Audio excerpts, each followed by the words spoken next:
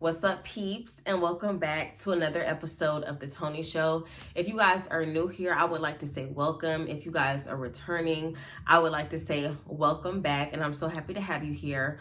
As you guys can see by today's title, I'm going to be talking about why I decided to stop drinking alcohol, and I'm just going to get right into it. I have 5 reasons. They're in no particular order, but here we go. So one of the first reasons I decided to stop drinking alcohol is due to monetary issues. So the average drink costs about $10, and whenever I would go out with my friends, or whenever I would go out with a significant other or my family, whoever I was going out with, I would average about 3 or 4 drinks, and I was realizing, I was like, that's $30 to $40 every time that I go out, and I'd be going out about 2 to 3 times a week. So let's just say I went out 2 times a week and I only got 3 drinks. So that's $30 for that time. And then, so over a course of a week, that would be $60. So then I started doing the math. I was like, okay, so for a month, that's $120. And it doesn't really seem like it's a lot of money. But then what I also decided to do was add that up and see how much that would be at the end of the year. And that was a total cost of $1,440. And I'm just really thinking like, wow, like what would I do if I had an extra about $1,500 just laying around? Like, you know, I definitely want to go to the liquor store and go buy a bunch of liquor that, you know, costs that much money. So I definitely shouldn't be doing it spread out throughout the week, because even though it's done in weekly increments, the way I broke it down, it's still a total of about $1,500. So if you're trying to save, alcohol is definitely something that you probably don't want to participate in, just because it eats away at your money, and that's, you know, that's pretty obvious. The second reason I decided to stop drinking was because, you guys, let me bring y'all in a little bit closer. Y'all, my hangovers were from hell.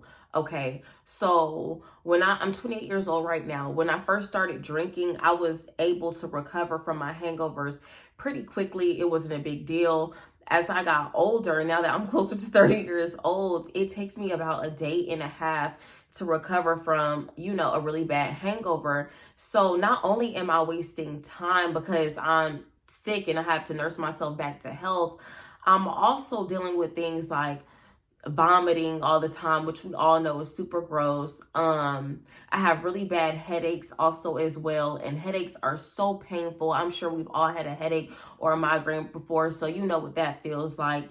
And also, I would have a tough time eating. So my body actually needed the nutrients in food to help nurse myself back up. But because after you consume so much alcohol, your body begins to not trust you. So you just begin to throw anything up that you're putting inside of your body. And I was just like, you know, I don't want to go out and get drunk and then have to spend a whole day and a half trying to recover from that. So that was the second reason why I decided that I just wanted to stop drinking alcohol. So this third one is a little bit personal. Oh my gosh, you guys, there's a fly flying around in here. If you see me waving, that's what I'm doing. So the third one is I realized that my relationships began to suffer. So one of the worst feelings is when you're drinking and you're drinking too much. We all know that you tend to lose the natural filter that you have, right? So one of the worst feelings is when you hurt someone that you love, whether it's verbally. Sometimes it does get physical, because we're not even going to sit here and act like we don't know how liquor can turn us up. One of the worst feelings is when you do or you say something that you know that you cannot take back, because once an action or words are put in this universe, you can't really, you can't take it back. You can try to make up for it and apologize and do nice gestures, but people will never forget how you make them feel. And that's a really big thing for me. You know, you don't want to walk around with this guilt of knowing that you're mistreating people while you're, you know, under the influence of alcohol, and having enough run-ins with those where you're having to go, you're having to go and apologize. You're having to, you know, play makeup, and sometimes you feel guilty, so you're buying people stuff, which goes back into the money issues that I was talking about. I was a hamster on a hamster wheel. And that's not something that I wanted to continue doing. And also didn't want people to, not trust me. So like, you can only hurt people so much and so many times to where they're just like, it's obvious that you just don't care about this and you prioritize alcohol more than my feelings or this relationship. And that's not a good feeling. It's not a good place to be at. And you never want to isolate yourself to the point where you have absolutely nobody because you're just out here mistreating everybody, because isolation doesn't feel good, you guys. I know that we all need it sometimes to recharge, but there are literally 7 billion of us on this earth. We're not supposed to spend way too much time alone, especially in guilt. In solitude, when you're just recharging yourself up, that's one thing. But if you're isolating yourself due to guilt, I can't even, unless you've been there, I can't really take you there. But if you've been there, I think you know exactly what I'm trying to say. Another thing that I did not like about alcohol was the weight gain. So if you're a wine drinker and you like sweeter wines, then you already know what's making it sweet is the sugar. And sugar is not good for anyone who is insulin or carbohydrate sensitive, because it does break down into sugar. And I have a whole video about my weight loss journey. You guys can go check that out. I'll probably link it down below. But gaining weight was not something that I ever that's not something I ever really like to do, because I'm naturally curvaceous, as you guys can see. And I was actually watching a documentary. I'm going to link that below as well because it was super interesting. But I was watching a documentary, and this man, he had decided to give up alcohol for 30 days. So he weighed himself before the process, and then he weighed himself afterwards. The only thing that this man changed about his diet was no longer consuming alcohol, and he lost 10 pounds. So in my mind, I'm sitting here thinking like, okay, so if you're losing 10 pounds in a month from not drinking, couldn't you be gaining 10 pounds every month from drinking? And when my mind started to do this, I was like, oh my gosh, like how counteractive is that for someone who is trying to either lose or maintain their weight? It makes no sense. You're not only, you guys, I can't even go into it because it's a rabbit hole. All I'm saying is if you're trying to lose weight, or if you are trying to maintain your weight, cutting out alcohol is something that you might want to seriously consider, because it's a very real thing. And lastly, one of the reasons that I decided to cut out alcohol was due to health risks. Like I said, this is no particular order, so it's just like I definitely prioritize my health.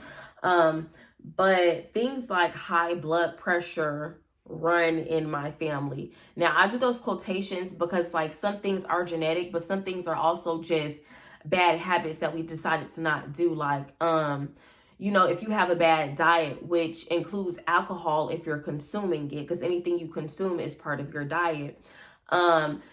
These things are linked. Alcohol is linked to diseases like liver diseases, high blood pressure. What's another one?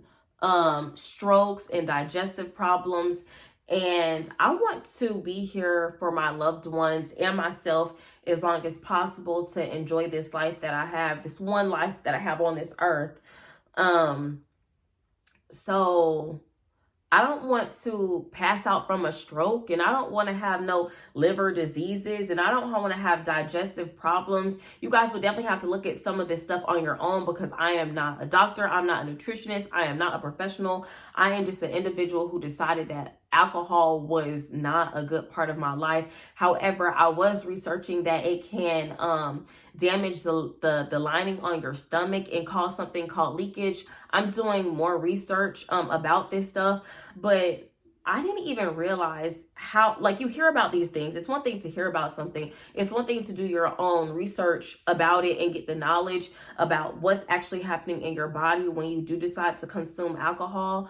So after learning about all of this stuff, I was just like, wow, like I'm really doing myself a disservice, like not just to me, but to other people, my financial situation.